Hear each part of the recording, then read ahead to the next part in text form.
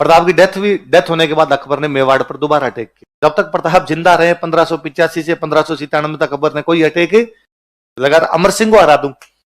पर 1605 में अकबर ये सपना लेकर मरता है कि मैं मेवाड़ वालों को अपने अंडर ले आऊंगा, लेकिन मेवाड़ का कोई भी राजा उसके अंडर में, पहले उदय सिंह, फिर प्रताप, और बाद में अब अकबर की डेथ हो गई 1605 में। अब अगला राजा बन गया जहांगीर। कौन बन गया? जहांगीर का तो एक ही सपना मेवाड़ अंडर में, क्योंकि बाकी सपने तो पापा ही पूरे कर गए। अकबर ही ले गया खूब सारे इलाकों को अंडर में। अब जहांगीर ने अपनी कोई लाख लाख की सेनाएं मेवाड़ भेजनी शुरू की कि पूरी पूरी फौज मेवाड़ में उतार दी जाए, तो मुगलों की पार नहीं पड़े। 10 साल हो गए जहांगीर को, 1605 से 1615। जहांगीर अब एक बड़ी सेना लेके खुद आता है अजमेर आके अपने बेटे कहता है कि जा बेटे तुम जाओ और तुम जीत के आओ। उस बेटे का नाम है खुर्रम। खुर्रम मतलब खुर्रम बड़ा समझदार राजकुमार था। खुर्रम आया, खुर्रम ने आके उन तमाम सेनापतियों को इकट्ठा किया जो मेवाड़ में भले जीत के गए भले हार के गए। तो बुला पूछा समस्या क्या है? पूरे भारत की फौज आती है और एक राजा को पकड़ नहीं पाती। पूरे भारत की फौज आती है और मेवाड़ हार मानने के लिए तैयार नहीं है। समस्या कहां है? क्या तुम अमर सिंह को पकड़ने के लिए कभी पहाड़ों में गए? हाँ साहब। क्या उसे कभी पकड़ पाएगी? नहीं। क्या हुआ? वो तीसरी तरफ से अटैक करके हमें मारता है। अगली बार सेना वहां पे जाने से भी डरती है। उसको कैसे पता चलता है तुम लोग आ रहे हो? जनता कैसे? तो जिन जिन गांव से जाएंगे उन गांव के लोग अगले गांव में पहले बताएंगे मुगलों की फौज इस रास्ते से आ रही है। वो अपनी लोकेशन चेंज करता है, तीसरी तरफ से हमें मारता है। पहाड़ों में पूरी सेना जा नहीं सकती, थोड़े थोड़े लोग जाते हैं। फिर खुर्रम तुम एक काम करो, किसी भी गांव में अकेले जाके देखो कोई पानी पिला दे दो। मुगलों के नाम पर इस मेवाड़ में कोई पानी पिलाने के लिए तैयार नहीं। फिर कहां से अनाज लाए? यदि अजमेर से सप्लाई मंगवाते हैं भील बीच में लूट लेते हैं। ये गांव की जनता कूट मार करके लूट लेती है, अकेले 2-4 आदमी दिख जाए तो। खुर्रम समझदार था। खुर्रम ने कहा इसका मतलब समस्या राजा नहीं है, समस्या जनता है। एक काम करो, राजा पे अटैक बंद, गांव में घुसो, महिलाओं को और बच्चों को साइड में किया जाए, पुरुषों को सबको गोली मार दी जाए, महिलाओं के बलात्कार करके फेंक दिया जाए, बच्चों को दिल्ली में ले जाके बेच दिया जाए। 5-6 गांव में उन्होंने त्राहिमाम मचाया। गांव की आग लगाई फसलों के पूरी के, पुरुषों को सबको बाहर निकाल के गोलियां मारी, महिलाओं के सबके बलात्कार किए गए, दिल्ली ले जाके उन महिलाओं को बेचा गया, छोटे छोटे बच्चों को बेचा गया। गांव वाले त्राहिमाम कर गए। गांव वाले भाग के कर्ण सिंह के बेटे के पास जाते हैं। कर्ण सिंह के बेटे का नाम अमर सिंह के बेटे के पास जाते हैं। अमर सिंह के बेटे का नाम था कर्ण सिंह। और कर्ण सिंह को जाकर राजकुमार कर्ण सिंह 1527 में खानवा की लड़ाई हुई थी, उसको 90 साल हो गए। 90 साल में मेवाड़ के राणाओं ने कहा यहां जाके लड़ना, हम लड़े। उदय सिंह जी ने कहा गिरवा की पहाड़ी, हम गिरवा गए। उन्होंने कहा गोगुंदा, हम गोगुंदा गए। प्रताप ने कहा कि हम कुंभलगढ़, हम कुंभलगढ़ आए। प्रताप ने कहा अब हम चावंड जाएंगे, हम चावंड गए। प्रताप ने कहा कि हम उदयपुर जाएंगे, उदयपुर गए। उन्होंने कहा हम आवरगढ़ जाएंगे, आवरगढ़ गए। अब बाहर नहीं, महिलाओं बच्चों को उठा के लेके जा रहे हैं। राजा का पहला कर्तव्य जनता की रक्षा करना होता है।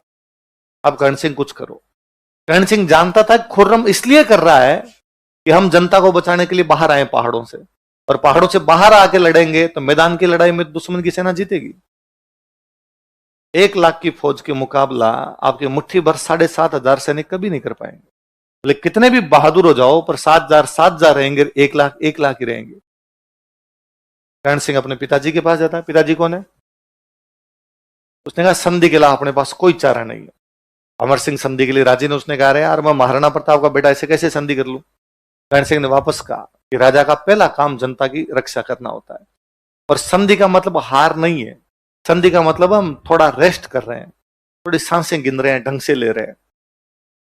2 कदम पीछे हटने का मतलब है अगली बार 4 कदम दौड़ के आएंगे।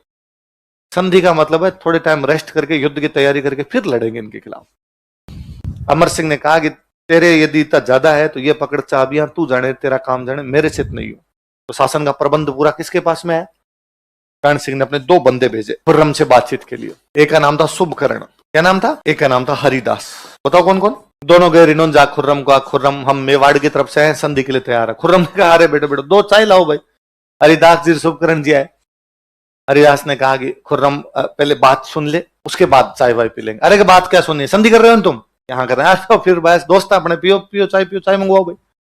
अरे बात तो सुन, हम संधि के लिए तैयार है पर संधि में तुम क्या करोगे?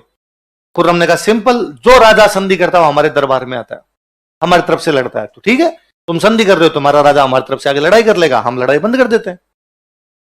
हरिदास शुभकर्ण ने कहा यही तो है, हमारा राजा कभी भी तुमसे मिलने के लिए नहीं आएगा। क्या बात करते हो, तो फिर संधि कौन कर रहा है? तो राजा का बेटा कर रहा है। तो हमसे मिलने के लिए कौन आएगा? वही आएगा। खुर्रम ने कहा यार हमने तो पूरे भारत में संधि किया, राजा खुद को आना पड़ता है, तो यदि राजा तुम्हारा आएगा नहीं तो फिर तो संधि कोई मतलब ही नहीं निकला। और दास उपकरण ने कहा चाहे कैंसिल करता हूं, हम लड़ाई की तैयारी कर रहे हैं, तुम भी अपनी लड़ाई जा रहे हो। खुर्रम ने कहा बैठ जाओ प्लीज यार, लड़ाई की बात मत करो तुम। खुर्रम ने जहांगीर को मैसेज किया कि मेवाड़ वाले संधि के लिए तैयार है, पर यह करें हमारा राजा कभी भी तुमसे मिलने के लिए कभी भी तुम्हारे दरबार में नहीं आएगा। जहांगीर ने कहा तू साइन कर।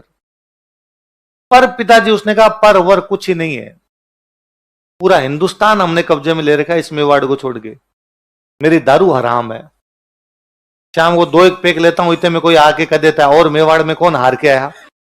बेटे तू नहीं जानता, हालत खराब हो जाती है, तुम संधि कर लो। तो फाइनली मेवाड़ और मुगल के बीच में संधि हो जाती है। मेवाड़ का राजा कौन है उस समय? अमर सिंह। मुगलों का बादशाह कौन है? जहांगीर। अच्छा चित्तौड़ का अच्छा जब भी कोई राजा जाता मुगलों के दरबार में तो सेना लेके जाता, मुगलों की तरफ से लड़ना पड़ता उसको। हम पढ़ते हैं आमेर वाला मान सिंह लड़ने के लिए तो सेना लेके तो आया लड़ने के लिए, यूं थोड़ी आएगा। तो कहा भाई मेवाड़ वाले भी जब मुगलों के पास जाएंगे तो अपनी सेना लेके जाएंगे। कितनी सेना लेके जाएंगे? तो कहा 1000 घुड़सवार। कितने? अच्छा चित्तौड़ का किला मुगलों के पास था, तो कहा चित्तौड़ का किला हम वापस दे देंगे मेवाड़ वालों को, लेकिन उसका पुनर्निर्माण नहीं करवा सकते। क्या नहीं करवा सकते?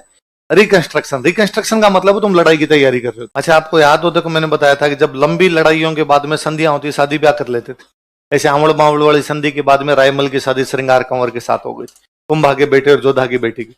इधर मेवाड़ वालों ने कहा हम संधि कर रहे हैं, शादी ब्याह नहीं करेंगे। तो मुगलों ने कहा किसने कहा शादी ब्याह करने का, हम कर भी नहीं रहे। उनका नाम लिखो, नहीं करेंगे।